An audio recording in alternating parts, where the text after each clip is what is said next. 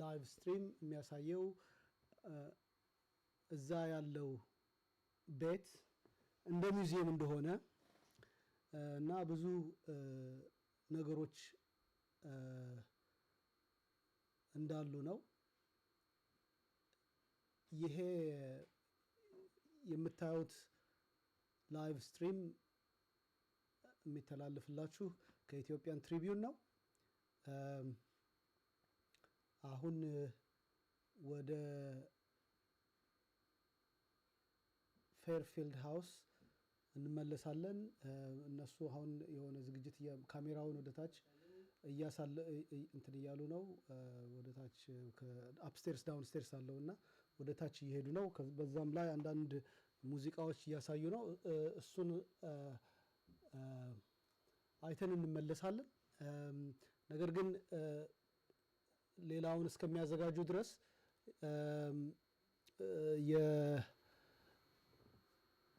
የአጼ ምኒልክ የአድዋ ድል በመሪነት ያገኙት የአፍሪካዊ ድል መሆኑን እየተበሰረ አሁንም ታላቋ ብሪታንያ ላይ ለንደን በቅዳሜ ቀን ልዩ ዝግጅት እንደሚደረግ ባትም አጼ ኃይለ ሥላሴ የሰሩት ቤት ልዩ ዝግጅት እንደሚደረግ ነው ቅዳሜ። እና በተቻላችሁ አቅም መሄድ የምትችሉ ሄዳችሁ እኛም ከቻልን ላይቭ ስትሪም እናደርጋለን። ሌላው አጼ ኃይለ ሥላሴን እና ሌሎች የጥቁር አፍሪካ እና ለጥቁር ሕዝብ ትግል ያደረጉ ታዋቂዎችን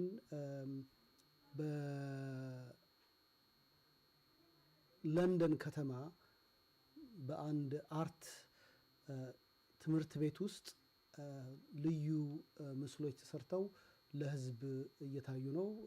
አሁን ለአንድ ወር ታይተዋል። የሚቀጥለው ወር እስከ ኤፕሪል ድረስ ይታያል። ለንደን ያላችሁ ነዋሪዎች ሄዳችሁ ይህንንም እንድታዩ። እስከዛው ድረስ የፌርፊልዱን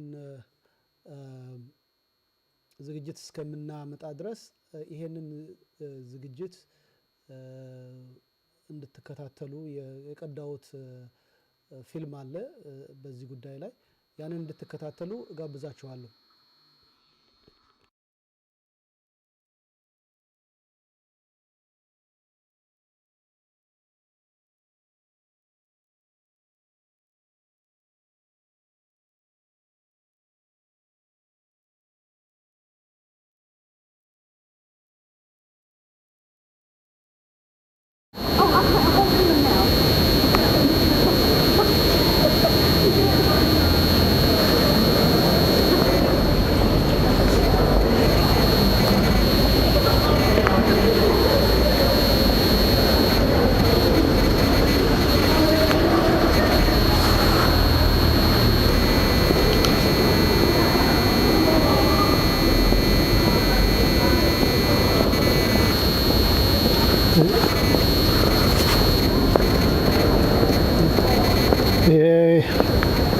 በለንደን የሚገኝ የአርት ትምህርት ቤት ነው።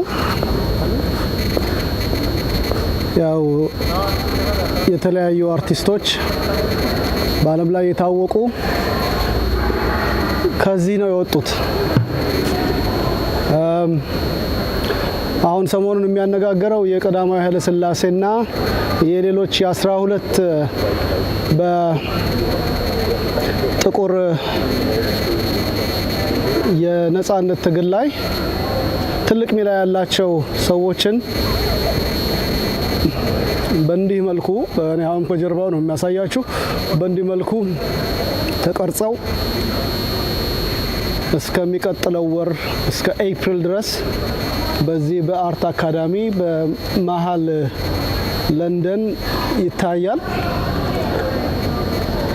የሚያስገርም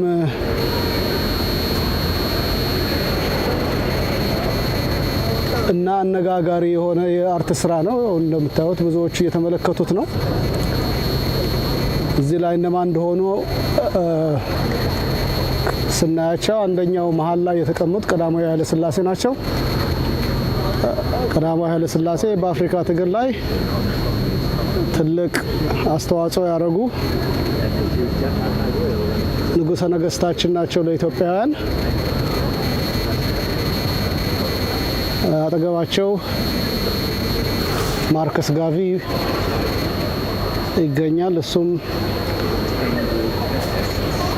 ወደ ምስራቅ ተመልከቱ ብሎ ቀዳማዊ ኃይለ ሥላሴን ከጣሊያን ጋር በሚያደርጉበት ዘመን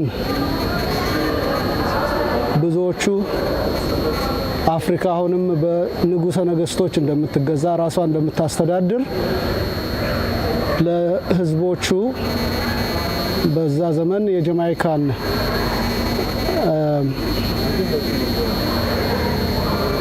መንግስት በታላቋ ብሪታንያ ቀኝ ግዛት ውስጥ ነበረ።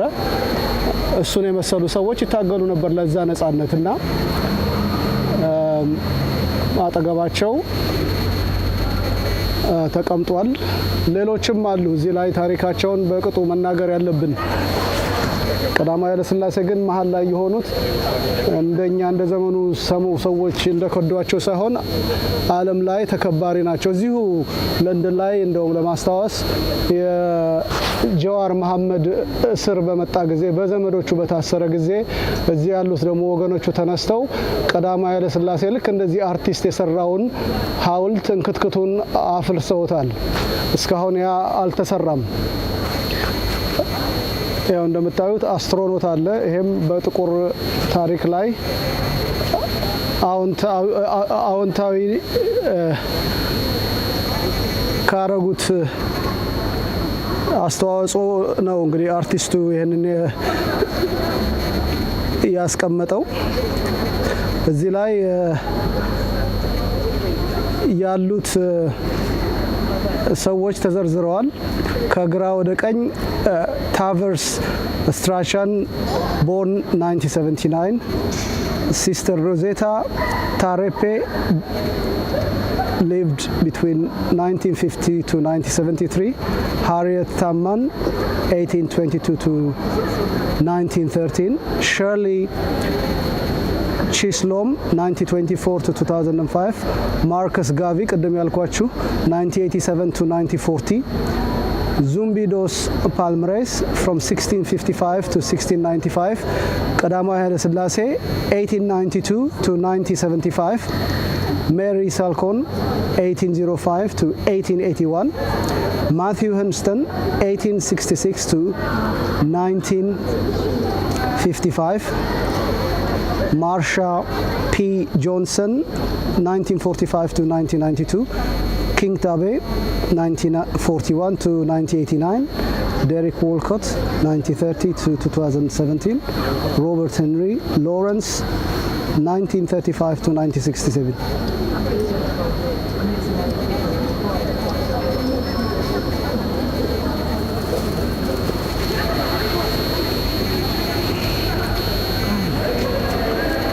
እንግዲህ እነዚህ ሰዎች በእውነቱ ከቀዳማዊ ኃይለ ሥላሴ ጎን ዳግማዊ ምኒልክ ቢኖሩ፣ አጤ ቴዎድሮስ ቢኖሩ የኛ ታሪክን ያጉልቶ ያሳየዋል ይባላል። ግን አሁንም አጉልተው ዘላለማዊ ሆነው በትንቢት የተነገረላቸው እንግዲህ ማርከስ ጋቪ ሲናገር የነበረው እንዳያችሁት 1940 ላይ ነው ያረፈው። ከምስራቅ ይነሳል፣ ጥቁርን ነጻ የሚያወጣው ከምስራቅ ይነሳል ብሎ ስለ ቀዳማዊ ኃይለ ሥላሴ የተነበየው ነው። ከዛ ቀዳማዊ ኃይለ ሥላሴን እንደ መሳያ ልክ እንደ ነብይ እያመለኩ ራስተፌሪያኒዝም በደንብ ፋፍቶ እነ ቦብ ማርሊ ስለ ቀዳማዊ ኃይለ ሥላሴ ዘምረዋል። ንግግራቸውን በታዋቂ ዘፈን ቀምረዋል። እውነትም ንጉሠ ነገሥቱ ዘላለማዊ ስራቸውን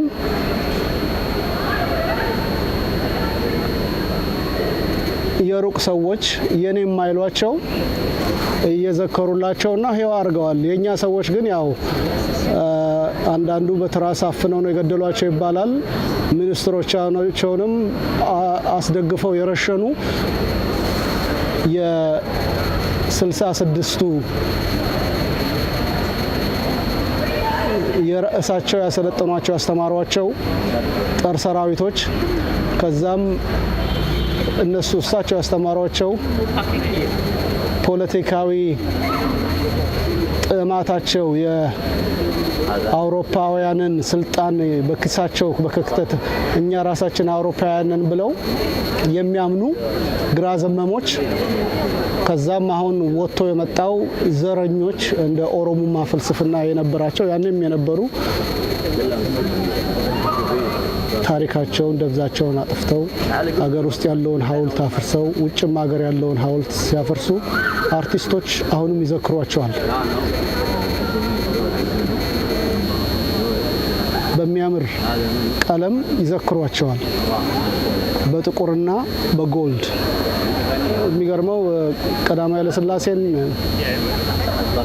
ጃ ራስተፈራይ የሚሉት ወንድሞቻችን አረንጓዴ ወርቅ እና ቀይ ብለው ነው ሰንደቅ ዓላማችንን የሚገልጹት እና እዚህ ላይ የሰንደቅ ዓላማችን ምልክት የሆነው ወርቅ ይኸው አፍቱን እዚህ ጋር ደግሞ እንቁራሪቶቹን ራሱ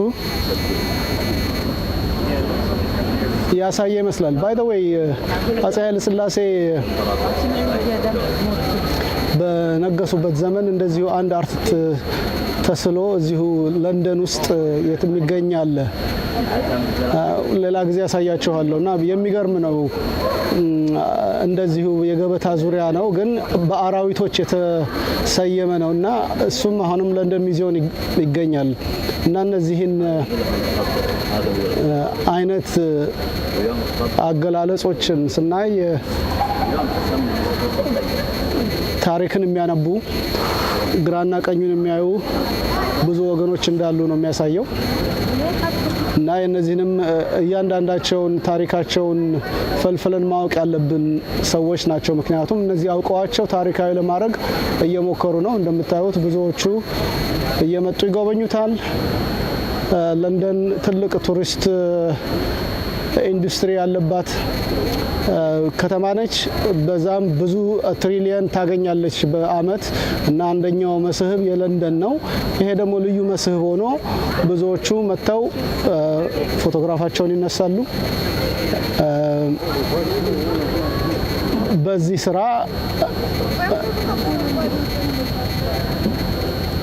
የተደሰቱ የሚመስሉ ነው ብዙዎቹ እንግዲህ ፎቶግራፍ የሚነሱት የሚያዩት ጠልተውት አይደለም ወይም በመኮነን አይደለም ሰዎች መታወስ ካለባቸው መታወስ ያለባቸው በስነ ጽሁፍ በስነ ጥበብ ነው ስነ ጥበብ ይሄው እንዲህ አይነት የመሰለ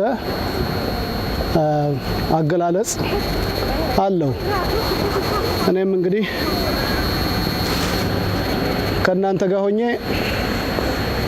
ይሄንን ለማየት እችላለሁ ለዚህ ጊዜ በጣም አመሰግናለሁ ያው እንደምታውቁት የምንይዘው ወር ማርች ይባላል ማርች ላይ እንግዲህ አንደኛው የምናከብረው የአድዋን ድል መታሰቢያ ነው ለንደን ላይ ብዙ አይነት ዝግጅቶች አሉ አንደኛው በቀዳማዊ ኃይለ ሥላሴ ቤት ዙሪያ ያሉ ወገኖቻችን እዛ አካባቢ የሚኖሩ የቀዳማዊ ኃይለ ሥላሴ ቤት ባላደራዎች ያዘጋጁት የአድዋ የእግር ጉዞ አለ ያ የእግር ጉዞ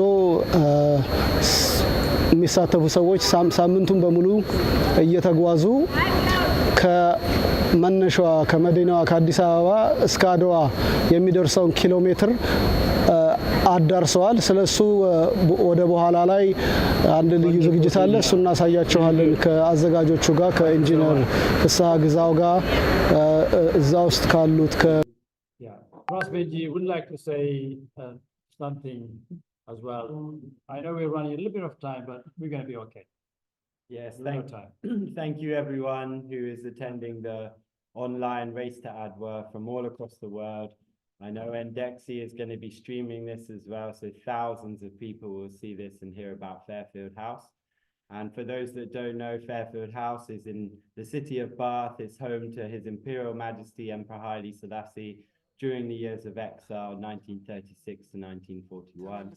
The emperor left his home for the good of the elderly and the people of Bath, and this continues to this day with BEMSCA, Bath Ethnic Minority Senior Citizens Association. And in modern times, we formed a community interest company to represent the different communities of Fairfield House, and so that we could relate with the council properly and secure the future of the building and for the building to be restored, so that all the amazing things that happen here in the different communities could continue, and this could continue to be this beacon for Ethiopianism in Britain. So I just want to run down of what the Race to Adwa and how it has come about as well, because it was locked down, I think 2020, that Fisiha, a new director of Fairfield House in that time, said he has an idea to bring everyone together for Adwa, wants to do an online event and to get everybody moving. So we all were filming ourselves and logging our miles and walking and doing the distance we could. And it was amazing fundraising as well. The online event, I think just under £1,000 was raised that first year, which was just fantastic. And then the second year, that was when the first time that we were all out of lockdown, and we met at Bath Abbey, and we had over 100 people that marched to Fairfield House. And again, that year, there was over £2,000 raised for Fairfield. And each time this has come at such critical moments that have really helped boost things. And as a community, the Ethiopian community are really leading the way in terms of, saying for this month, we're fundraising for Fairfield House. So that's something really to be proud of. And I know that the Ethiopian community, led by Fisiha Abbey, they're inspiring the other communities of Fairfield House to come together and see what they can do, to make that impact, to make that financial contribution as well. So then last year, Race to Adwa was when we started thinking, wow, this event is really going somewhere, because we probably had over 200 people celebrating here. And just the shock in the city of Bath to see all of a sudden hundreds of Ethiopians and friends of Ethiopia carrying the Lion of Judah flag and the colors of Ethiopia flowing through the streets. And this is what it's going to be like on Saturday. And there'll be even more attention on us. There's predicted to be numbers greater than ever before. Fisiha and the planning committee have warned me 2 weeks ago that there's over 300 Ethiopians coming. And that's in addition to the Rastafari celebration that always takes place on the first Saturday of each month. So what we have is a multi-community celebration, and we're preparing as much as possible for that. And in last year's fundraising, it was over £4,000 that was raised for Fairfield House. So we're hoping again that this will continue to increase. And as you've seen in the museum, the refurbishments that have taken place across the house, this fundraising is making a really big impact. And it's also helping us because we are starting to take on the utilities and having to pay for those at Fairfield House as well, which is going to be a challenge as a community, but something that we'll all rise to that challenge to support. So as I mentioned upstairs, for us, the history of Ethiopia is a week in, week out thing. And every Sunday, most Sundays throughout the year, not this Sunday because we're all going to be quite stretched on Saturday for Adwa, but most Sundays throughout the year, we present the history of Fairfield House and what happened here. And that includes Adwa and the context and all the background of what's happening. So it's a very moving, emotional, educational experience for all who attend, from young people to old people. It's a very special day at the house, and we'd encourage everyone to come along, tell your friends and family, this is where we're going on a Sunday to Fairfield House. Then just to say also, I last month was actually in Ethiopia. I saw the Adwa Center just before it was, there were still diggers going around. And I want to talk a little bit, just very briefly, about the living legacy of our emperors, you know, Emperor Menelik II, Emperor Haile Selassie. With Emperor Menelik II, it's obviously very obviously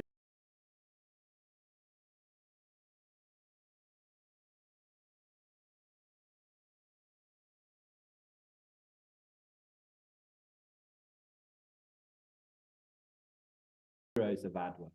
And with His Imperial Majesty, the legacy that I saw started when I got on the plane at Heathrow, because I realized, looked around on my Ethiopian Airlines plane, and there were so many people from other nations in Africa that were getting their connecting flights through Ethiopia. And I thought to myself, wow, just here, this is like a Fairfield House feeling, because this is the living legacy of the Emperor Haile Selassie and of Emperor Menelik before him. You know, Ethiopia is the father of Africa. Haile Selassie is the father of Africa, so plays that role. And so people, you know, Ethiopian Airlines is leading the way, founded by His Imperial Majesty. And all across Africa, then people are able to visit their homes for Christmas and the special season, you know, for flying through Ethiopia. And then just a quick rundown of all the places that I went, you know, and there was many more than this as well, but this was just off the top of my head relating to Emperor Menelik II first. You know, Mountain Toto, so special to be up there and to see, you know, where the first settlement was of Addis Ababa and what Empress Taitu and Emperor Menelik saw, you know, when they looked down on that forested area with the hot spring gushing out. It's a very special place.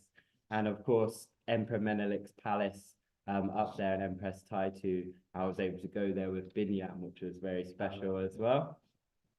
And Tabata Mariam, built by His Imperial Majesty as this, you know, this place to honor Emperor Menelik and his resting place with Empress Taitu and Empress Zauditu.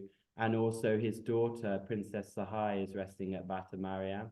And I just thought, wow, you know, this place surrounded by lions, so well built. It's amazing, you know, it really reflects some of our buildings and those monuments in England that are for, you know, the great kings and stuff like that. It's on that scale, amazing legacy. I was able to see the Ras Makonnen fountain, and, you know, where the first place of the spring, and also at the recommendation of a friend, an Ethiopian friend called Ras Sam, and Ezra also as well. I tasted the Ras Makonnen baklava, a very famous old place in Addis Ababa to have this delicious baklava, apparently. And at Unity Park, you know, this is my second visit to Ethiopia, so I wasn't as overwhelmed this time, but at Unity Park, I became very overwhelmed, because to walk in this place of amazing history in the banquet hall, you know, to think of all the things that took place in this, you know, in this banquet hall, right up to the reception for Queen Elizabeth II. It was amazing, very overwhelmed. There's no seats in there, but I was looking for a seat somewhere to sit down, and I tried to sit on the step, and the sign on the step said, you can't sit here. So I had to like go outside and sit down and then come back inside, and then go outside and sit down and come back inside. And then for His Imperial Majesty and his legacy and footprint, visiting the Genet Leo Palace, and Dr. Tekele, who's the director of the Ethiopian Institute of History and a friend of Fairfield House. That was a really special experience. And likewise, visiting the Tsegereda Garden, that Princess Esther has worked hard in Ethiopia to create this remembrance at the former residence of the Crown Prince Afra Wasson. A living legacy of the emperor that I saw was at the Blattengetta Heroi Reading Hall. And this was, you know, the former library of Ethiopia, now the National Archives of Ethiopia. But inside the Blattengetta Heroi Reading Hall is an amazing mural that is depicting, you know, it's called The Revelation of St. John. So to Rastafari, it's very meaningful. And to the Ethiopians, it was very special and moving. You know, they thought that they had walked into a church, but it's actually a library. And in this library, all the students were quietly studying the ancient texts of Ethiopia. So the original purpose of this place is still active. And when I'm in that environment, I understand specifically that it's mirroring Fairfield House, because what we have here is a living legacy. And while the elderly care is going on here. This is the thing that, you know, we try to protect, because this is what the emperor intended for his building, and is the most important thing that happens at Fairfield House. Obviously, St. George's Cathedral is amazing to see, and a place related to both His Imperial Majesty and Emperor Menelik II. And then finally, Miske Hazanan Medhani Alem, the church, the monastery in Sedis Kilo. This is the church that was built in commemoration of the emperor's time in exile. This is which houses the Tabot from Bath.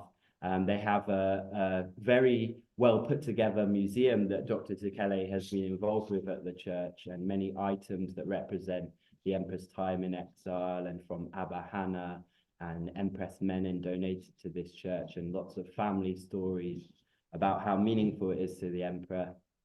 And then it has special meaning for me now also, because I was baptized in this church while I was in Ethiopia. So a really special personal experience, but I hope that we can keep up the close relations between Fairfield House and these other landmarks like the Genet Leo, like Miske, Ethiopia, and a close relationship and represent the history really well between all these connecting locations. So that's it from me. And I would just say, follow us on all social media. We're on Facebook, Instagram, House of His Majesty. You can donate to Fairfield via local giving. Yes.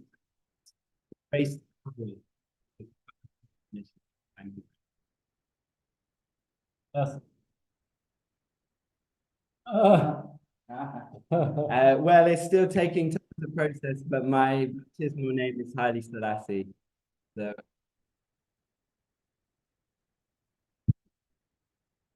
Right.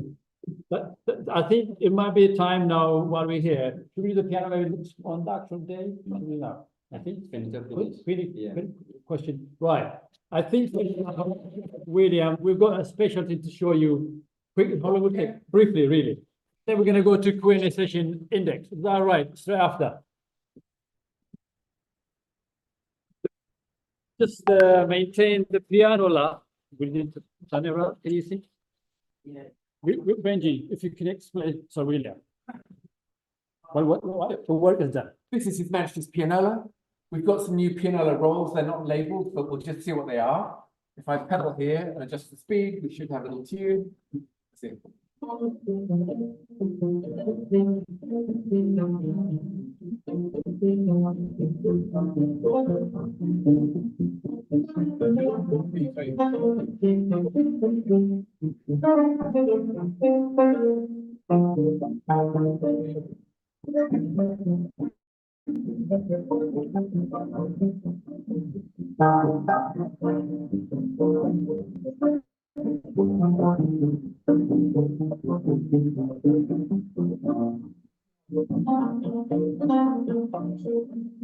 think you get the idea. You get the idea. Our newest tune for His Majesty's piano.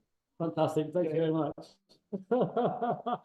Very good. Thank you. I think some people want to. Sorry, we're keeping you for more than we planned. Vahailu is saying he's going to be going very soon. Index. Okay. Please, if we can. Okay. If there is anyone who would like to raise a question to the pundits who presented, especially the scholars, should. But in the meantime, just I'll throw a few questionnaires. The first one would be Cressida. She highlighted one important issue, that celebrating Adwa as well, similarly as the carnival in London, but was she meant to say in Bath to signify that the celebration of His Majesty residing there while he was in exile, or is it in London, another carnival? I want her to clarify that. Yes. Go ahead. Yes. You can have both. You can have both. So Adwa Day and all of the fundraising, the walk from Bath Abbey to Fairfield House, and then in August, Notting Hill. And there's, you know, there's funding, there's mayoral funding in London for the carnival. And it's a way, perhaps, as I said to the Ethiopian community in Britain, where people can come together and work on the carnival and put aside their differences. You know, it doesn't matter if you're Tigray, Oromo, Amhara, whatever, it doesn't matter. We're just doing this for the kids. We're doing this for the community. We're doing this for our profile in the UK.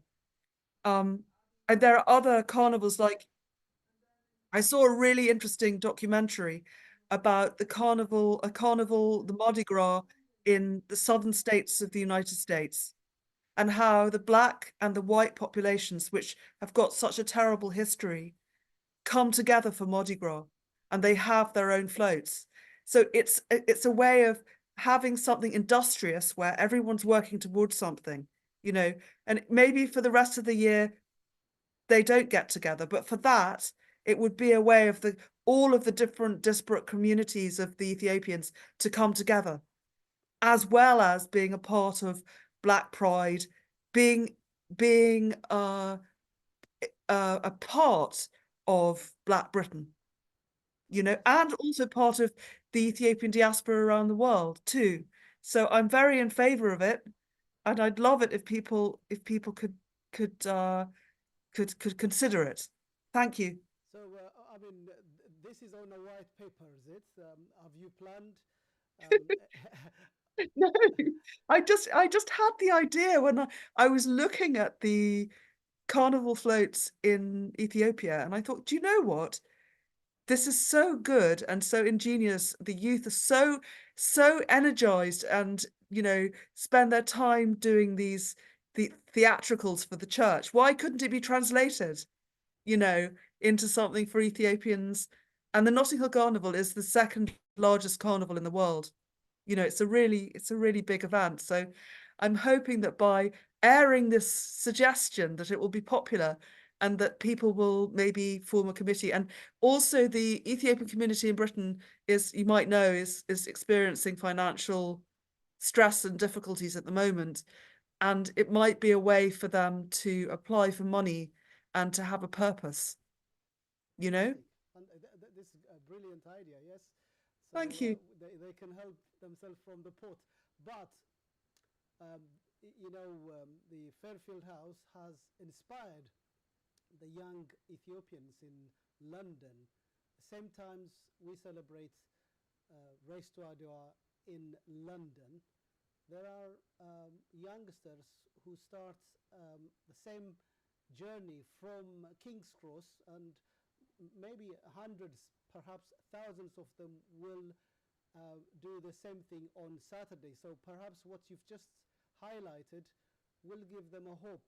So it can regenerate a number of things, diversity, financial projects, and so forth. And I appreciate that. So if you have the last word in terms of to these people who are mainly in London and abroad, a final thing to say with regards to what you have highlighted during your conversation earlier on, highlighting the books and so forth. You know, something to wrap up, and then I'll go to our first guest, who was eloquently putting the diverse ideas. Thank you. Trumpets. The use of the Ethiopian flag, which here isn't suppressed. Everyone coming together.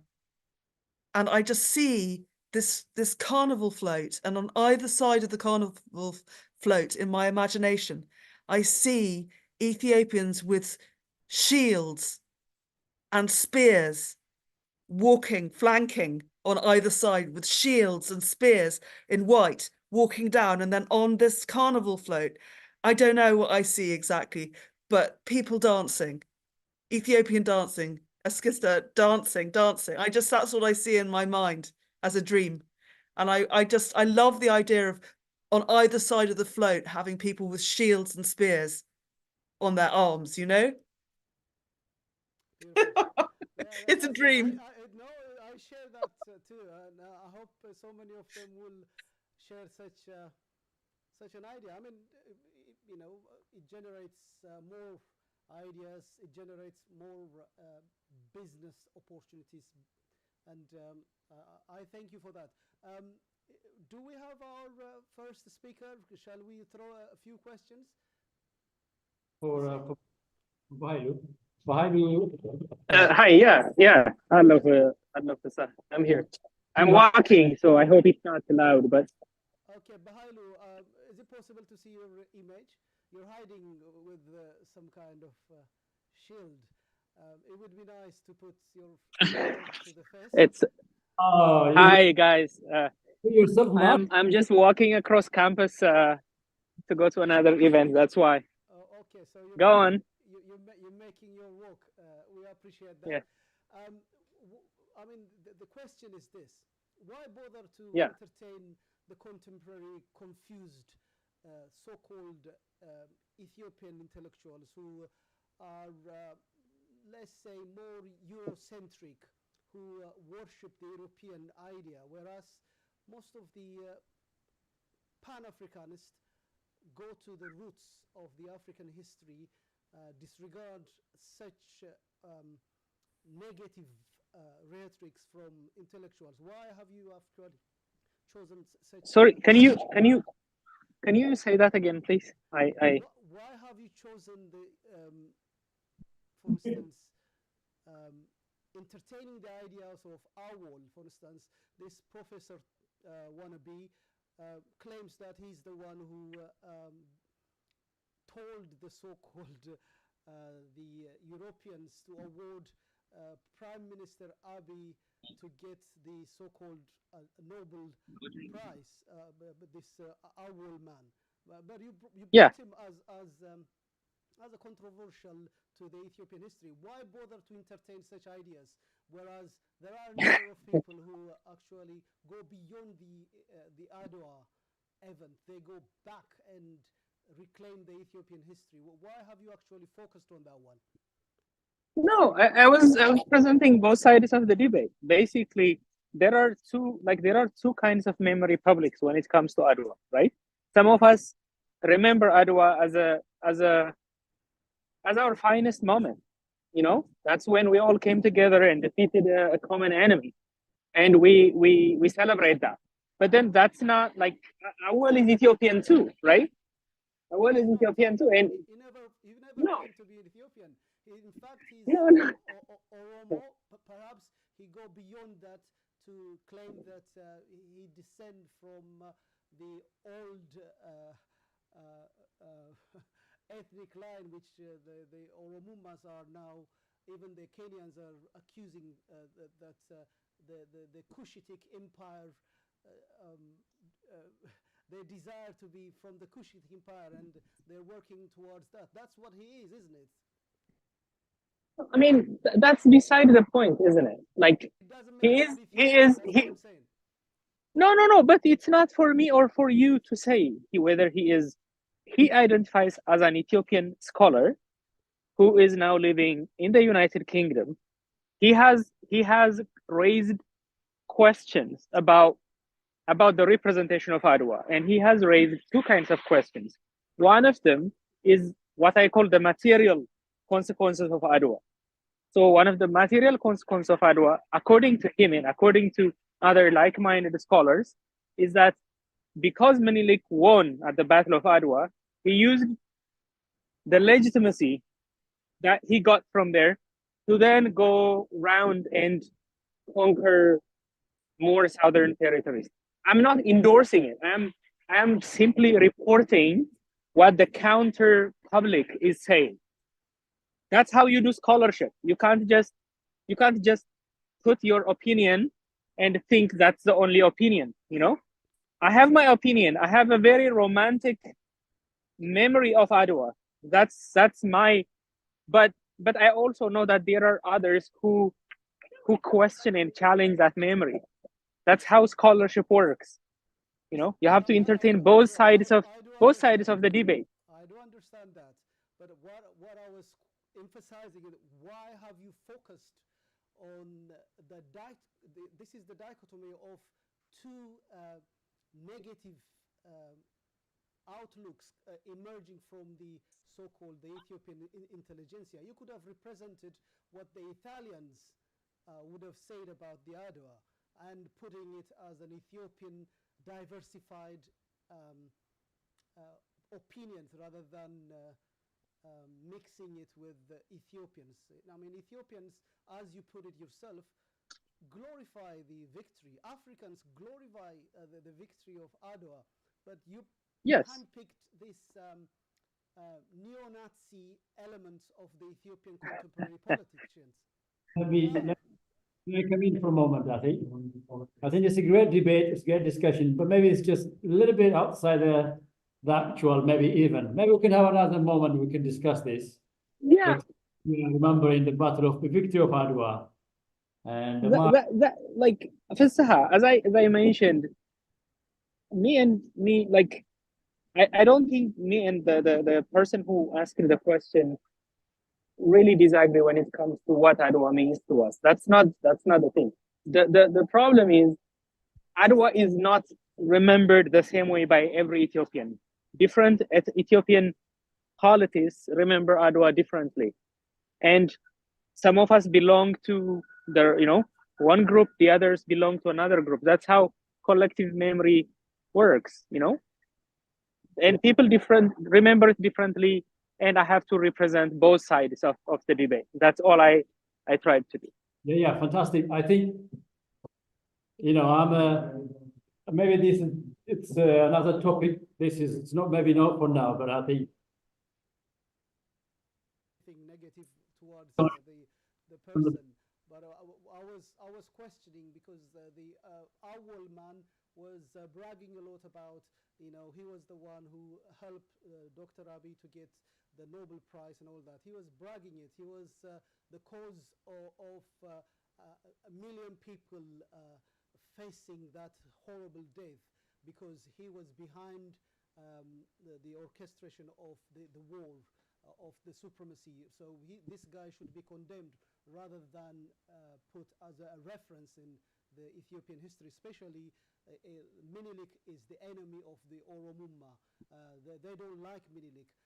And what the speaker said earlier on, that he actually was surprised that the current government who are more Oromummas, embracing Adwa through what he has highlighted on that video. I appreciate that, but he hasn't actually. It would have been nice to hear his glorious sentiment towards Adwa rather than putting these controversial figures. I mean, he's so controversial. That's why. But yeah, maybe I think it's a great topic. Maybe we could have another session for another time. But today, sure, I'm happy to have that conversation, Fasaha. I'm running into an event right now, like in about 8 minutes. But if there is another question, maybe. We appreciate your time. Really, really great. Thank you so much. Question for you before you go, for Bahailu, what was the reaction to hearing about the new Adwa Center? And are you? I just saw the question from Binyam. Yeah. I am very looking forward to seeing it. I'm extremely excited to see it. I am asking for some grants from my school to go and see it. But so far from what I saw in the videos, it looks great. It looks state of the art. There were so many fears that Minilik is not going to be represented and everything. That does not seem to be the case. So I need to go there and see. There are so many questions. Representation, like ethnicity is just one. There is a representation of religions. There is a representation of genders. So I need to go there. Like I saw Minilik and Aitos statue, but how tall is it? How short is it? Like there are so many representational questions that you need to ask. There are 12 military generals that are represented. Who are they? How are they represented? There are so many critical representational questions that we need to ask. But mine is a more historical analysis going back to 1903 when it was celebrated for the first time, and just tracing the history of its commemoration. And people before me have done some great work as well, so I'm relying on them. Thank you very much for the answer. I think, should we? I see. Thank you, Bahilu. Index. Thank you for your questions. Thank you, Bahilu. I appreciate that. But as you said, if you run time, so we can look into your true opinion. Absolutely.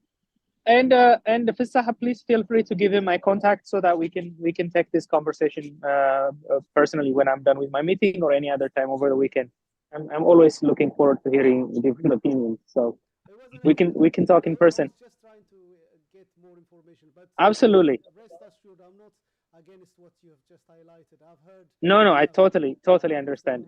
Totally understand. I wish you to get the grant and to evaluate what has been achieved. It's a remarkable thing that what Dr. Abiy has done in terms of celebrating Adwa through his new vision.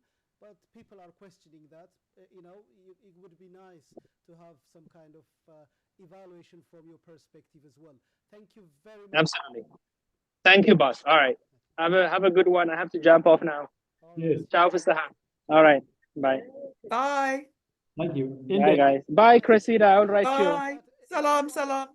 Index. Yes, if anyone have the last word to say with regards to these two speakers, or if you have anything, please feel free to send it through the chat or raise your hand so we can do it.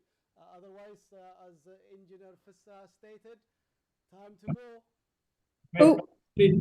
Oh yeah. Oh, yes, go ahead. Can I just add on what is it? What was the name? Cassidia? Sorry. Cressida. Yeah. It just excites me the thought of having an Adwa or Ethiopian You like the carnival. idea? Good. I absolutely I'm so love it. pleased. It is. I like, as you envisage it, I can imagine how, with the red, green, and yellow, flag, going, all over with the energy, with the kabero, drumming all the way. Yes, Can Kabero see at the it. beginning. People with Absolutely. shields at the side, and then on top, people are doing dancing. Absolutely. And when Ethiopians, when we get together, we kind of tend to forget about all the Yeah. politics and the drama that happens, and together we can be quite colorful, and we can potentially bring a lot of other nations to come together. And people do not know about Adwa whatsoever. Is what's Mekonnen በእንግሊዘኛ? I tell off all my I penalize all my African friends for not knowing, and it's something that I tell them. Blaming them, of course. Kind of, yeah. So it is important. It's probably like a way of kind of spreading important events in our time life. So yeah, no, I'm all behind the carnival of representing Adwa. Fantastic. Absolutely. Okay. Do you want to keep in touch? Of course. Okay. Yeah, we can talk about it for sure. Can you? I will get you lists of people who would be interested. So you should take charge of that. I don't know if it's up to me, but let's begin. Let's get the ball rolling. Let's get the ball rolling. Yeah, So, I mean, okay, well- every good, everything that gets achieved is up from ይቅርታ ይሄን አይዲያ የሰጠችው ለኢትዮጵያ ኮሚኒቲ ስለሆነ ኢንዴክስ መጀመሪያ ይሄንን ባለፈው ስብሰባ ላይ ተናግራለች። ይሄን ነገር ኢትዮጵያ ኮሚኒቲ ስለሆነ ሌላው እንትን ከማለቱ በፊት ኢንዴክስ ኢትዮጵያ ኮሚኒቲ ያሰበበት ስለሆነ መልሱንም ሆነ ምኑንም ኢትዮጵያ ኮሚኒቲ in Britain It doesn't really matter who takes a lead as long as No. ለሱ ብዬ አይደለም ለሱ ብዬ እንደሱ አይደለም አበባ ለሱ ብዬ ሳይሆን እሷ ብላለች እችላለሁ እስማለሁ ነች ታውቃለች እሷ ጎንደሬ ነች እሺ So we've already sold your idea to an Ethiopian community or Ethiopian community in Britain. Would you actually extend it to a diversified I want everyone included And I just love the idea. Hmm. I don't know how to go about it. Okay. So Lijnen. Okay. Lijnen in India. Oh, that's good. I mean, that's great. That's absolutely great. I'm not sure why Burhan interjected on this one to. አይ ኢንዴክስ እንደዛ ማለት እኮ አይደለም ይሄንን What are you ሐሳብ trying to say then? Tell me. ኖ ባለፈው ኢትዮጵያ ኮሚኒቲ ስብሰባ ነበረን Oh. እና ይሄን አይዲያ እዛ ተናግራ ነበረ Oh. እና ይሄን አስቡበት ኮሚኒቲው ያው ችግር ፋይናንሻል ችግር እንዳለበት ሰምታል አይደለም Oh. ይሄንን ነገሮች እንዲሰራበት በስብሰባ ላይ ተናግራ ይሄን አስቡበት ብላለች ለማለት ነው እንጂ ሌላ ነገር አይደለም ይቅርታ እሺ በሌላ አታስበው No, that's good. So how about now doing a closing remarks? Do we do that? Pauline, Benji? Anybody want to say Burhan Rasish የመጨረሻ ቃል ለሁኔታው ለሁሉ ነገር አይ እኔ በቃ ያው እግዚአብሔር እንግዲህ ዝናቡን የያዝልን እንደ አጼ ሚኒሊክ በንጹህ ሆነን እንለምንና ቀኑ ቆንጆ ይሁንልን እንግዲህ ብዙ ሰዎች በመኪናም ይመጣሉ እንግዲህ ያው አራት ባስ ፉል ነው ሌላም ሰዎች እየጠየቁ ነው ግን it's too late እግዚአብሔር የዛ ሰው ይበለን በጣም ጥሩ ጥሩ ስራ ሰራሽ አይ ምንም ችግር የለም Okay, Pauline wants to say last few words. Okay. Pauline. Hello. Oh, big hug to you. Yes. And for that shirt. Yeah, I know. Yeah, I just want to say a big thank you to Fissie here because he's been really, truly on it from day one. And you know, you don't want to big up one person because there's lots of people that have taken part in that. But from the idea to where we are now and just see how it's growing. So, you know, not to take it back to Carnival, but Carnival, as I said, last year we went to Carnival, 30 of us, and we had the flags that we used for Adwa. We took the flags with us on the stick and just walked along waving it. And people fantastic. asked, well, what's this? What does this mean? And we were explaining. So we've started the process, so that we just need a float. Oh, this is so exciting. We go back again with the flag and start to build to the float. But yes, so that is, you know, tonight talks are all really, really good. And all the speakers and the poets, thank you very much on behalf of Fairfield House. And we're looking forward to who is coming. I hear 4 coaches and many more. So we look forward to seeing you all on Saturday. And the weather will be good, I promise. Oh, good. We're praying for that, definitely. So maybe that's a good closing remark. So maybe we should all say Index and everybody else. Everyone. Thank you. What a Everybody give wonderful... you ይቅርታ ፍስሐ ይቅርታ እዚህ ላይ አንዴ ፈርስት ኤደር እዚህ ጋር አበባ አለች እና ሌላም ሰው ፈርስት ኤደር ወኩ ላይ የፈርስት ኤድ እንትን አድርጋችሁ እሱ ነገር ሳልነግርህና ቢዚም ስለመሆን ነገር አበባ አለች እዚህ ጋር ተባብራናለች ብዬ አስባለሁ ሌላም ሰዎች አድርገ ፈርስት ኤደር ቢዘጋጅ ፕሊዝ ከኛ ጋር ወደ 5 እንዲሆኑ አሉን ፈርስት ኤድ ኦኬ በቃ እዚህ ጋር አበባ አለች ሌላም ሰው አለ ኦኬ ታንክ ዩ ኪቱ አላችሁ አይደለ መንገድ ላይ ማለት ነው ያ ኦኬ ታንክ ዩ So ሌላ ጓደኛዬ ነርስ ናት አብራኝ የምትመጣ Spanish, so she can be an first aider as well. Fantastic. Thank you very much. Everyone is welcome. We're all excited to see you on Saturday. Midday we'll meet you by the Bazabi. We are prepared. Yes, we are prepared. If there's first day, but can they have something to identify them in? Yeah. We'll come with some feedback. If you have best, bring along flags, the Union Jack flags. Ethiopian flags, colorful. We'll do the marching there Saturday morning, midday. The carnival started in Bath. Sorry, we kept you. Okay. Sorry, we kept you up waiting. Everyone is tired. Bye. Oh, namaste, Ellen. Thank you. Thank you, Eleanor, Adwa, Speedy, everyone. Bye. Thank you. Fairfield House. Thank you, everyone. Thank you, everyone. Superb. Thank you.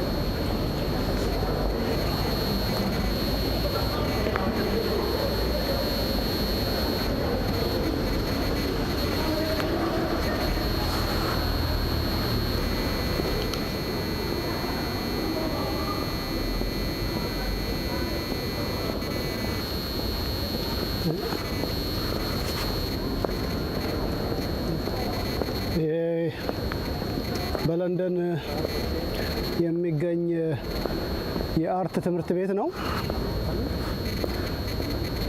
ያው የተለያዩ አርቲስቶች በዓለም ላይ የታወቁ ከዚህ ነው የወጡት። አሁን ሰሞኑን የሚያነጋገረው የቀዳማዊ ኃይለ ሥላሴና የሌሎች የ12 በጥቁር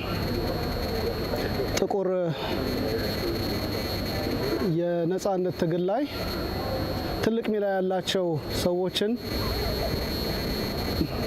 በእንዲህ መልኩ እኔ አሁን ከጀርባው ነው የሚያሳያችሁ፣ በእንዲህ መልኩ ተቀርጸው እስከሚቀጥለው ወር እስከ ኤፕሪል ድረስ በዚህ በአርት አካዳሚ በመሀል ለንደን ይታያል። የሚያስገርም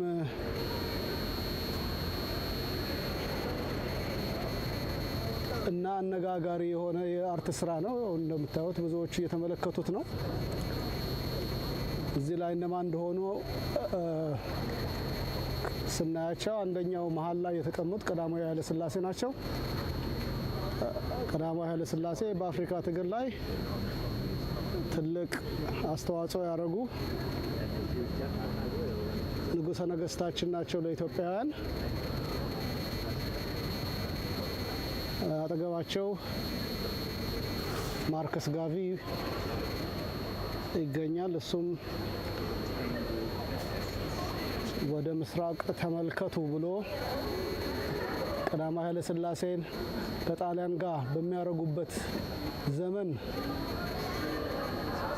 ብዙዎቹ አፍሪካ አሁንም በንጉሠ ነገሥቶች እንደምትገዛ ራሷ እንደምታስተዳድር ለሕዝቦቹ በዛ ዘመን የጀማይካን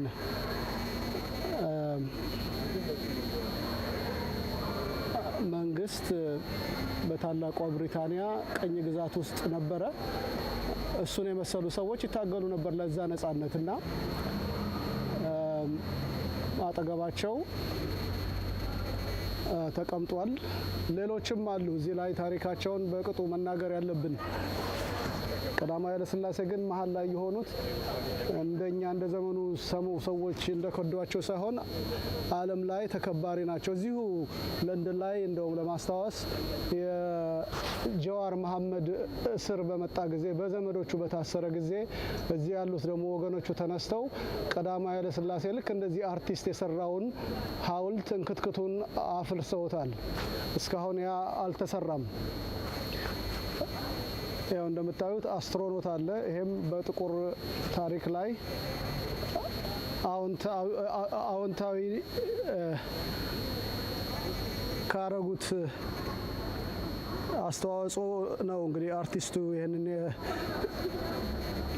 ያስቀመጠው።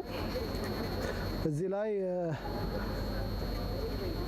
ያሉት ሰዎች ተዘርዝረዋል። ከግራ ወደ ቀኝ ታቨርስ ስትራቻን ቦርን 1979፣ ሲስተር ሮዜታ ታሬፔ lived between 1950 to 1973, Harriet Tubman 1822 to 1913, Shirley Chislom 1924 to 2005, Marcus Garvey ቅድም ያልኳችሁ 1987 to 1940, Zumbidos Palmares from 1655 to 1695, ቀዳማዊ ኃይለ ሥላሴ 1892 to 1975, Mary Salcon 1805 to 1881, Matthew Henston 1866 to 1955, Marsha P. Johnson 1945 to 1992, King Tabe 1941 to 1989, Derek Walcott 1930 to 2017, Robert Henry Lawrence 1935 to 1967.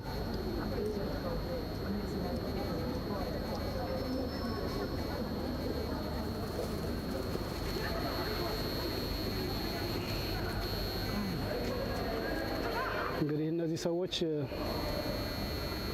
በእውነቱ ከቀዳማዊ ኃይለ ሥላሴ ጎን ዳግማዊ ምኒልክ ቢኖሩ አጤ ቴዎድሮስ ቢኖሩ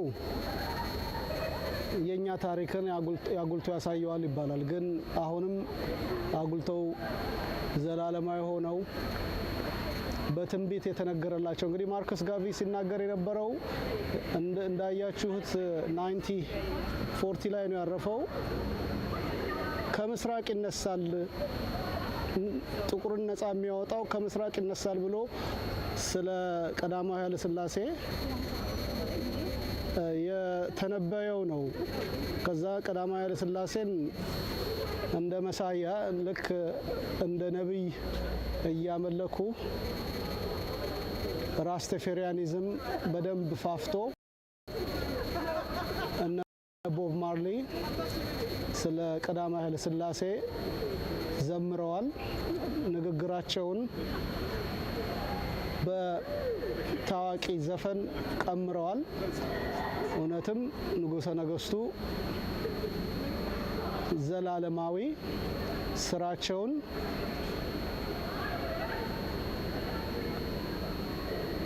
የሩቅ ሰዎች የኔ የማይሏቸው እየዘከሩላቸውና ሕያው አድርገዋል። የኛ ሰዎች ግን ያው አንዳንዱ በትራስ አፍነው ነው የገደሏቸው ይባላል። ሚኒስትሮቻቸውንም አስደግፈው የረሸኑ የ66ቱ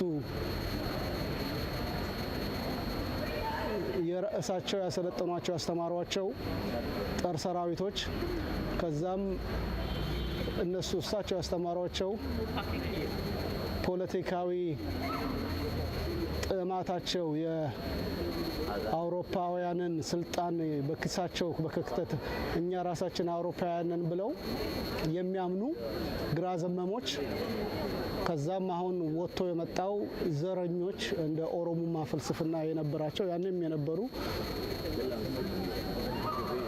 ታሪካቸውን ደብዛቸውን አጥፍተው አገር ውስጥ ያለውን ሐውልት አፍርሰው ውጭም ሀገር ያለውን ሐውልት ሲያፈርሱ አርቲስቶች አሁንም ይዘክሯቸዋል። በሚያምር ቀለም ይዘክሯቸዋል፣ በጥቁርና በጎልድ። የሚገርመው ቀዳማዊ ኃይለ ሥላሴን ጃ ራስተፈራይ የሚሉት ወንድሞቻችን አረንጓዴ፣ ወርቅ እና ቀይ ብለው ነው ሰንደቅ ዓላማችንን የሚገልጹት እና እዚህ ላይ የሰንደቅ ዓላማችን ምልክት የሆነው ወርቅ ይኸው አፍቱን እዚህ ጋር ደግሞ እንቁራሪቶቹን ራሱ ያሳየ ይመስላል። ባይ ዘ ዌይ አፄ ኃይለ ሥላሴ በነገሱበት ዘመን እንደዚሁ አንድ አርት ተስሎ እዚሁ ለንደን ውስጥ የሚገኝ አለ። ሌላ ጊዜ ያሳያችኋለሁ እና የሚገርም ነው። እንደዚሁ የገበታ ዙሪያ ነው፣ ግን በአራዊቶች የተሰየመ ነው እና እሱም አሁንም ለንደን ሚዚዮን ይገኛል እና እነዚህን አይነት አገላለጾችን ስናይ ታሪክን የሚያነቡ ግራና ቀኙን የሚያዩ ብዙ ወገኖች እንዳሉ ነው የሚያሳየው እና የእነዚህንም እያንዳንዳቸውን ታሪካቸውን ፈልፍለን ማወቅ ያለብን ሰዎች ናቸው። ምክንያቱም እነዚህ አውቀዋቸው ታሪካዊ ለማድረግ እየሞከሩ ነው። እንደምታዩት ብዙዎቹ እየመጡ ይጎበኙታል። ለንደን ትልቅ ቱሪስት ኢንዱስትሪ ያለባት ከተማ ነች። በዛም ብዙ ትሪሊየን ታገኛለች በአመት እና አንደኛው መስህብ የለንደን ነው። ይሄ ደግሞ ልዩ መስህብ ሆኖ ብዙዎቹ መጥተው ፎቶግራፋቸውን ይነሳሉ። በዚህ ስራ እየተደሰቱ የሚመስሉ ነው ብዙዎቹ። እንግዲህ ፎቶግራፍ የሚነሱት የሚያዩት ጠልተውት አይደለም ወይም በመኮነን አይደለም። ሰዎች መታወስ ካለባቸው መታወስ ያለባቸው በስነ ጽሁፍ በስነ ጥበብ ነው። ስነ ጥበብ ይኸው እንዲህ አይነት የመሰለ አገላለጽ አለው። እኔም እንግዲህ ከእናንተ ጋር ሆኜ ይሄንን ለማየት እችላለሁ። ለዚህ ጊዜ በጣም አመሰግናለሁ። ያው እንደምታውቁት የምንይዘው ወር ማርች ይባላል። ማርች ላይ እንግዲህ አንደኛው የምናከብረው የአድዋን ድል መታሰቢያ ነው። ለንደን ላይ ብዙ አይነት ዝግጅቶች አሉ። አንደኛው በቀዳማዊ ኃይለ ሥላሴ ቤት ዙሪያ ያሉ ወገኖቻችን እዛ አካባቢ የሚኖሩ የቀዳማዊ ኃይለ ሥላሴ ቤት ባላደራዎች ያዘጋጁት የአድዋ የእግር ጉዞ አለ። ያ የእግር ጉዞ የሚሳተፉ ሰዎች ሳምንቱን በሙሉ እየተጓዙ ከመነሻዋ ከመዲናዋ ከአዲስ አበባ እስከ አድዋ የሚደርሰውን ኪሎ ሜትር አዳርሰዋል። ስለሱ ወደ በኋላ ላይ አንድ ልዩ ዝግጅት አለ። እሱ እናሳያችኋለን ከአዘጋጆቹ ጋር ከኢንጂነር ፍስሐ ግዛው ጋር እዛ ውስጥ ካሉት ከፌርፊልድ ሃውስ አስተዳዳሪዎች ጋር ሆነን እናሳያችኋለን። ይሄ ታሪካዊ ነገር መቼስ እኛ ኢትዮጵያውያን ባለንበት እንዲህ አይነት ነገሮችን ማክበር እንዳለብን ነው። ሌላው የአድዋ ዝግጅት አክባሪዎች የማህበረ እስትንፋስ ክርስቶስ ልጆች እነ ብሩክ ያዘጋጁት ደግሞ ለንደን ላይ የአድዋ ጉዞ ብለው ለሁለተኛ ጊዜ አሁን እያከበሩ ነው። እሱም ቅልጥ ባለ መልኩ ለንደን ላይ የፊታችን ቅዳሜ ይከበራል። ያንን አብረን ለመሳተፍ እንሞክራለን ከእግዚአብሔር ጋር። እስከዛው ድረስ እንግዲህ ጊዜ ያላችሁ ልጆቻችሁን ይዛችሁ መታችሁ ለማሳየት መሞከር ነው። መሀል ከተማ ላይ ነው ለንደን ፒካዲሊ ሮድ ላይ ነው። ከግሪን ፓርክ ስቴሽን ወጥታችሁ በግራ ስትሄዱ ታዩታላችሁ። አርች የሆነ እንትን አለው መግቢያ አለው። ይህን ይመስላል። ወደ በኋላም ላይ ፎቶግራፎችን ምስሎቹን አሳያችኋለሁ። መጣችሁ ይዩት። ይሄ በሙዚየም ውስጥ የሚቀመጥ ነው፣ ግን ይሄው አንድ ወር ከምናምን አሳልፈዋል። አሁን ድፍን አሁን ፌብሩዋሪ ዛሬ መጨረሻው ቀን ነው።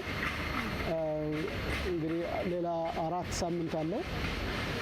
መጣችሁ ከታሪክ ተካፋይ ሆኑ። እዚህ ላይ ያሉት ምግቦች ዳቦ፣ አሳ ነው ያለው፣ ሌላ ነገር የለም እና ዶሮም አለች። ያው ቀዳማዊ ኃይለ ሥላሴ ፊት ለፊት ግን የሚታየው ደግሞ የወርቅ ጽዋ ነች።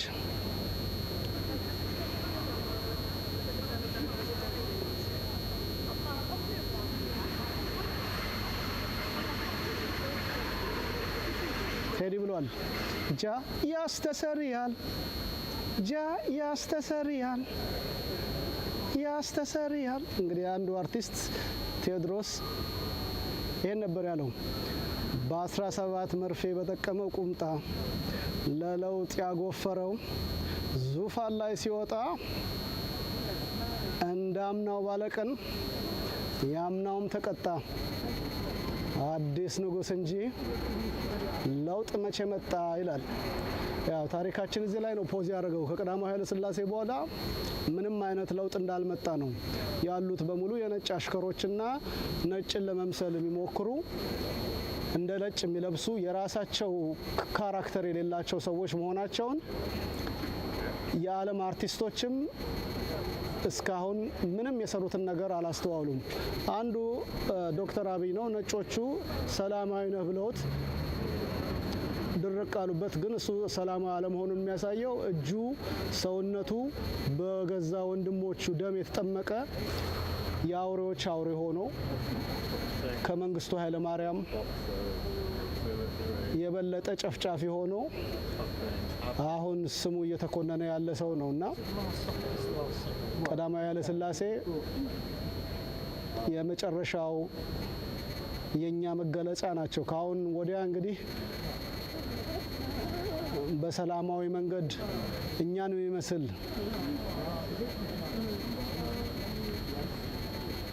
ኢትዮጵያን በጥሩ ገጽ የሚያስጠራ ርዕሰ ብሔር እስኪመጣ ድረስ ታሪካችንን እዚህ ላይ ነው አቁመን ስለማንነታችን ለመናገር የምንሞክረው ዓለም ላይ ታሪክ የሰሩ ለውጥ ያመጡ ንጉሠ ነገስታችን ናቸው። የአፍሪካን ጥቁሮች በአንድነት ሆነው ድምጽ እንዲያገኙ እንደ አሁኑ ኤዩ እንደ ድሮ ኦኤዩ የመሰሉትን ትላልቅ ድርጅቶች አቋቁመዋል። የዓለምና ቤተ ክርስቲያናት አሰባስበዋል። የዓለምንም ሕዝብ ራሱ ዛሬ በእኛ የደረሰው ነገ በእናንተ ይደርሳል ብለው የተናገሩት ንግግር እነ ቦብ ማርሊን መስጦ ሰው በአይኑ ቀለም ሰው በቆዳው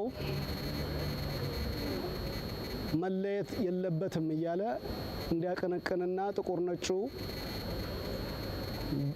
ያንን የተከበረ የተቀደሰ ሀሳብ ይዞ እንዲዘምር ዩናይትድ ኔሽንም በዩናይትድ ኔሽን የሂውማን ራይትስ ኮንቬንሽን ውስጥ እንዲጠቃለል የዚህ ስሜት ተደርጓል። እኚህ ቀዳማዊ ኃይለ ሥላሴ ጣሊያኖች ወረው አሁን የኛ ፊንፊኔ ነች የሚሉት ጥሩምባዎች ያኔ እንዳይገቡ ዘሮች ማንዘሮቻቸው እንዳይገቡ እኛም የተለየን ዘር ነን ይሄ እኛ ገሌ ወሰደብን ብለው አሁን አደባባይ የሚናገሩት የኦሮሞማ የፖለቲካ ጥንባንሳዎች ዘመዶቻቸውን በጋዝ በማስተርድ ጋዝ ሲጨርሷቸው ቀዳማዊ ኃይለ ሥላሴ አሁን ዩናይትድ ኔሽን ያኔ ደግሞ ሊግ ኦፍ ኔሽን የነበረው ላይ ሲናገሩ የነበረው ነገር ምንድነው? ዛሬ በእና የደረሰው ነገ በእናንተ እንዳይደርስ አደራችሁን ብለዋቸው ነበር። አዎ ከዛ በኋላ አውሮፓ ከ1939 በኋላ በትልቅ ጦርነት ውስጥ ተውጣ በእኛ የደረሰው በእነሱ ደረሰ። ትላልቅ ከተሞች ወደሙ፣ እንግሊዝን ከተማ ጨምሮ ይችን ከተማ ጨምሮ በዘረኛዎች። አሁንም ኬንያኖች የሚናገሩትን ስትሰሙ አብይ አህመድን ከሂትለር ጋር እያነጣጠሩት ነው። ሀገራችንን ቆርጦ ኩሽቲክ ኢምፓየር ሊያቋቁምብን ነው። 1966 ላይ የተፈራረመውን በኢትዮጵያና በኬንያ የተፈራረመው ነገርን በፍጹም መተግበር የለብንም። በዲፌንስ ላይ የተፈራረምነው ነገር ነበረ ጆሞ ኬንያታ በነበረ ጊዜና መተርጎም የለበትም። ዛሬ የሶማሌን አገር እየከፋፈለ ለራሱ ወደብ ለመስጠት እየተተረተረ ነውና እንዲህ አይነት ሰውን ከራይዝ ኦፍ ዘ ሂትለር ፓወር ጋር ወይም ከጀርመኑ ዘረኛ ሂትለር ጋር ነው ማየት ያለብን፣ መጠንቀቅ አለብን ብለው እየተነሱበት ነው። እንግዲህ አሁን ኢትዮጵያ ውስጥ መቼስ አብይ ጥሩ እየሰራ ነው፣ አረንጓዴ አሻራ ወዘተርፈ እየተባለ ሊወራለት ይችላል። ግን በዛው ልክ ደግሞ ኦሮሚያ ውስጥ በዛው ልክ ደግሞ አማራ ላይ ደም እየፈሰሰ ነው። ቴክኖሎጂ ያፈራውን መሳሪያ እየተጠቀመ ድሃዎችን ሲጨፈጭፍ እያየን ነው። መኪና ብዙ አያወድምም፣ ግን የሰው ልጆችን ፍርክስክስ የሚያደርግ የድሮን ቦምብ ይዞ እንግዲህ ገጥመውናል። ያው የቻሉት አይነት የሚል በጣም ትምክተኛዎች ተፈጥረዋል። ይሄ የሚያሳየው አባቶቻችን ሲናገሩ የነበሩት እነ ቀዳማዊ ኃይለ ሥላሴ የሰው ልጅ በቆዳ በዘሩ ተለይቶ መገለል መጨፍጨፍ የለበትም የሚለውን ነገር እንክትኩቱን አውጥተው በዓለማቸው ላይ ስሙን ከቆሸሸው ከሂትለር ጋር እንደነ ኬንያ ያሉ ወገኖቻችን አዋቂዎቻቸው እንደዚህ ነው እየተናገሩ ያሉት። መቼስ ግብጽ ምን ተናገረች፣ የግብጽ ሰዎች ምን ተናገሩ ብንል ሌላ የጠላት ወሬ ይመስላል። ግን ጎረቤቶቻችን እንደዚህ ማሰብ ጀምረዋል። ኢትዮጵያ ውስጥም ያሉ ምሁራን ቀላል አይደለም የሚናገሩት። እንደነ ብርሃኑ ነጋ ያለው ሆዳም ካልሆነ በስተቀር ብዙዎቹ ያለውን ስርዓት እየኮነኑ ነው። ያው ሊቀ መኳሱ አብይ ስለሆነ አብይን ነው የዚህ ስርዓት ተጠያቂ ያደረጉ ያሉት። ዶክተር አብይ ጥሩ ሰው ከሆነ ክርስቲያን ከሆነ ስልጣኑን ለቆ ለህዝብ አስረክቦ መሄድ ይችል ነበር። ግን እሱ አሁንም የሚፈልገው ታላቋን የሱን ህልም የምታካትተውን ሀገር ለመመስረት ነው። እሱን ለማድረግ ደግሞ ሌሎቹን በጦርነት ውስጥ ከቶ እርስ በርስ አባልቶ በረሃብ መቅጣት፣ በከባድ መሳሪያ መጨፍጨፍ፣ ከዛም አልፎ ተርፎ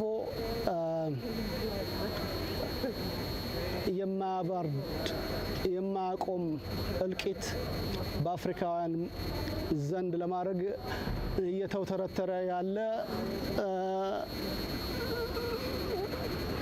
በውሸት ዶክትርናውን ያገኘ ነው ብሎ ሲናገር የነበረው ጌታቸው የትግራዩ አስተዳዳሪ ሲናገር የነበረው እውነት ሊሆን ይችላል ማለት ነው። ምክንያቱም እሱ ነው ያለው ይሄ ዶክተር አብይ ዲግሪው የውሸት ነው ብሎ ያኔ ከትግራይ ኃይሎች ጋር ሲሟከት የተናገረው ነገር ነው። እና ይሄ ሰውዬው እውቀት የሌለው መምሰሉን የሚያሳየው ብልጭልጭ ነገሮችን በመስራት ሰራሁላችሁ ለማለት ሲውተረተር ሲደረደር እናያለን። ግን በእውነቱ ወገኖቹ ዘመዶቹ በረሃብ እርስ በርስ ጦርነት ሲጨፈጨፉ ሲሞቱ ሲያይ ቅምም የማይለው ይሄን ፕሮጀክት ሰርቼላችሁ ይሄን አድርጌላችሁ ይሄን መሬት ሰጥቻችሁ የሚል ጥሩምባ እንጂ 1 ሚሊዮን ህዝብ ረገፈብን፣ ለዚህ ደግሞ እኔ መንበሩ ላይ ተቀምጬ የመጣ ጣጣ ነው፣ ስለዚህ ስልጣኔን ለቃለሁ ሲል አልሰማንም። አፄ ኃይለ ሥላሴን ከስልጣን ለማውረድ የኦሮሞማዎቹ የወታደር ኃይሎች የጠቀሙበት አንደኛው የማዋረድ ስልት ኢትዮጵያውያን በረሃብ አልቀዋል፣ የእሳቸው ውሻ ልደቷን ስታከብር እየተባለ ጥሩምባ ሲነፋ ነበር። አሁን ከዛ የበለጠ ጊዜ ላይ ደርሰናል። አዎ እዚህ ጋር እንደምታዩት ታሪክ ላይ ውሻም ተዘክራለች።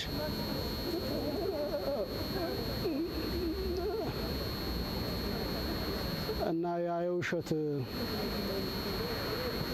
ምክንያት አያጅቦ ሳታመሃኘኝ ብላ ነው መሆን ነበር የነበረበት። ግን ሊያመጡ የሞከሩት ሲጥሩ በየከተማው ሲያሳዩን የነበረው ምስል ደርጎች ፍሬድሪክ ኤንግልስን፣ ሌኒንን እና ካርል ማርክስን ነው። ካርል ማርክስ ባይ ዘ ዌይ ጥቁሮችን የማይወድ የይሁዳ የሀብታም ልጅ ነበረ። እዚሁ ለንደን ይኖር ነበረ። ዳስ ካፒታልንም የጻፈው እዚህ ነው። እና ጥቁሮችን እንደነዚህ እንዳሉት እንደነ ኢህአፓ ወይም ግራ ዘመም የሆኑትን አጋሰሶች ያልደረሱ ያልበቁ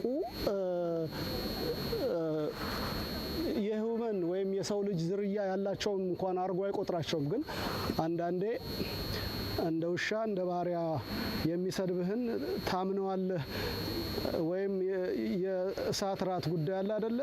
እሳቷን የሚወድ ባህሪ ያላቸው እውቀታቸው ትንሽ ያሰከሩ ሰዎች ሐውልቱን አሰርተው 17 ዓመት ኢትዮጵያ ላይ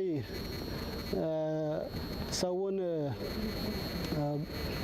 ሳብልብሱስ በውጭ ብድር አሁን በቢሊዮን የሚቆጠር ብድር እዳተኛ አድርገውት ታክስ ከፋዩን የኖሩ አጋሰሶች የእውቀት አጋሰሶች ናቸው። እና እነዚህን ሰዎች ዘራቸው ያወጣላቸው ቢባል ጥሩ ነው።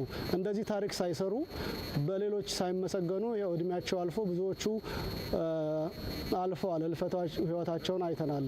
እንግዲህ አንድ መሪያቸው ያው ዚምባብዌ ውስጥ የተቀመጠው መንግስቱ ኃይለ ማርያም ነው። መቼስ እሱም አሁን ኢየሱስ ክርስቶስን አግኝቶ ፓስተር ሆኗል ወዘተርፈ ይላሉ። መቼስ እሱ እንደዛ ካረገለት እሰየው። ግን ንስሐ ገብቶ የኢትዮጵያን ህዝብ የኢትዮጵያን ታሪክ ይቅር ቢል ጥሩ ነው። ግን ቀዳማዊ ኃይለ ሥላሴ ይህን ይመስላሉ። በሌሎች እይታ ወርቅ አልብሰዋቸው ነፍስ ዘርተውባቸው በሀገረ ብሪታንያ እንዲህ ይገኛሉ። እስከሚቀጥለው ጊዜ በቸር ይግጠመን።